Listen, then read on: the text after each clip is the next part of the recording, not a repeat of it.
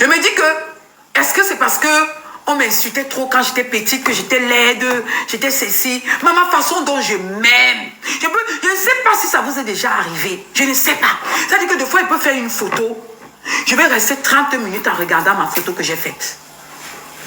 C'est-à-dire que la vidéo, ma propre vidéo, hein, c'est ça que je n'ai même pas le temps de souvent partir voir les choses des autres. Ma propre vidéo. Je vais rester sur ma propre vidéo pendant 30 minutes en train de regarder ma vidéo. Je vais rester pendant 10 minutes sur ma vidéo, je regarde. Tu vas te dire que la fille, c'est en train de... Non, c'est moi que je suis en train de regarder. Je me regarde, je me regarde, je me regarde. Là, alors maintenant que comme j'ai déjà les fesses là, maman, oh, maman, il faut souvent voir, là, je suis en train d'apprendre à trinquer. Le prochain conseil que je vais faire, je vais vous trinquer un truc de malade. Donc, je suis en train d'apprendre à trinquer là. Maman, là, maintenant, je regarde. Je ne sais pas si vous vous aimez comme moi, je m'aime.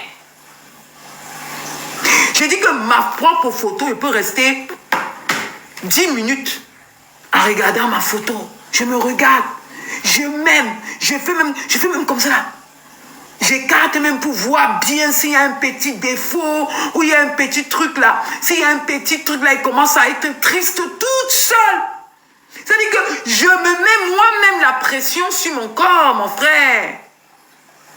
Je me mets moi-même. Vous savez, si je vois un petit bouton là, maman, le bouton là, ça va pas aller. Le bouton là, je vais directement prendre l'appareil. Je vais venir brûler le bouton là, parce que je ne veux pas ça. Vous êtes comme moi là. On appelle ça être... Je ne sais pas si c'est la maladie. Donc, quand j'étais allée à l'hôtel maintenant, d'abord, avant que mon truc... il y avait déjà le téléphone qui avait déjà perdu. Et puis ça s'est arrivé.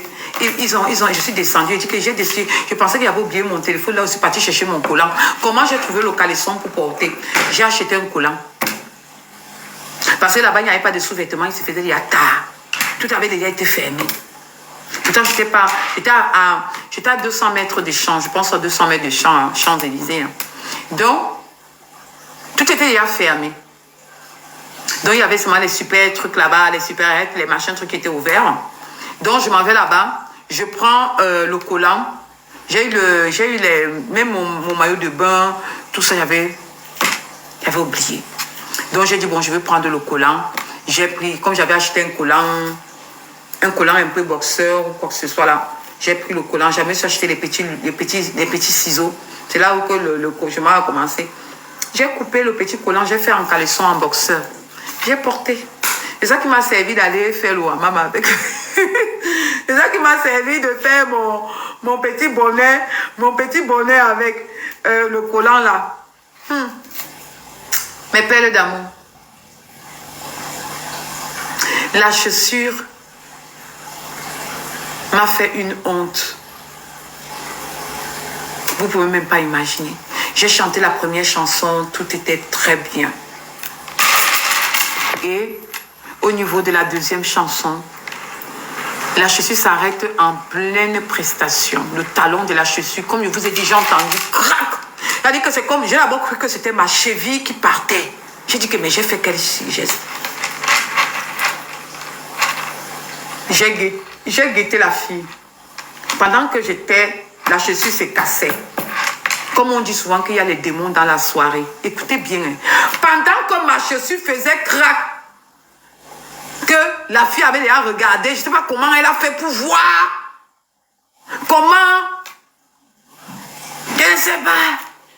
Elle était déjà en train en live là-bas, en train de dire que la chaussure de l'artiste vient de se casser. Les Shintok, les AliExpress, l'Ondepa. Maman, j'ai continué. J'ai continué comme si de rien n'était. Mais après, j'ai fait traiter les sorcières. J'ai dit que les sorcières, elles ont cassé ma chaussure. Mais la soirée fut juste magnifique. Et je remercie les personnes qui m'ont honoré d'être là. Voilà. Et je remercie les personnes qui n'ont pas été là. Dans la vie, on mûrit de par sa sagesse et on mûrit de ses erreurs. Et on mûrit en faisant comprendre que tout le monde, c'est-à-dire que la disponibilité que toi tu peux te donner pour quelqu'un, la personne n'est pas capable de te donner les mêmes disponibilités. Ça, c'est comme ça dans la vie. Dans la vie, les gens sont toujours avec nous par intérêt. Si ils n'ont pas leur intérêt, ils ne peuvent pas être là. C'est là où j'ai compris, j'ai su qui était qui et qui était vraiment avec moi. Ce samedi à Paris.